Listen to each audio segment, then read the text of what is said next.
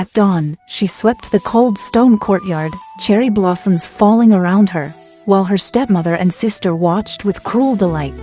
Her hands burned red in icy water as she washed their clothes, laughter echoing behind her. In the dim kitchen, she cooked in silence, the steam stinging her tired eyes. That night, by a flickering lamp, she held her late mother's handkerchief close, tears slipping onto the silk. Her stepsister flaunted embroidered robes, mocking her, while her father, weak and trembling, told her she must marry to pay his debts. At the family table, she was given scraps, their laughter cutting into her heart. Dressed in plain red, she was prepared for marriage, her stepmother and sister laughing at her sorrow. In the rain, she carried a small bundle, stepping into the carriage that rattled through misty mountains and bamboo forests. At last, they reached a towering mansion. Led through its silent halls, she entered a moonlit room where a silver-haired boy sat by the window, his gaze turning toward her, like a story just beginning.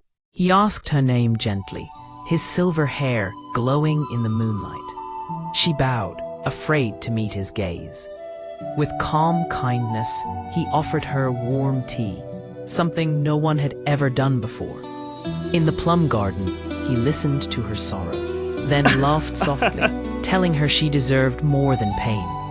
A servant brought new silk robes, chosen by him. For the first time, she looked in the mirror and saw beauty.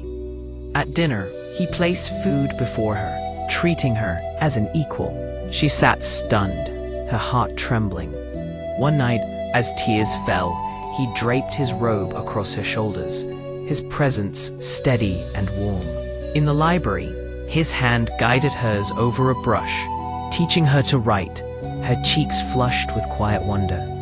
When a drunken guest mocked her, his icy gaze silenced the insult, protecting her without hesitation. Together, they fed koi beneath lotus blooms, and she laughed freely for the first time in years. Under lantern light, he whispered she was not alone.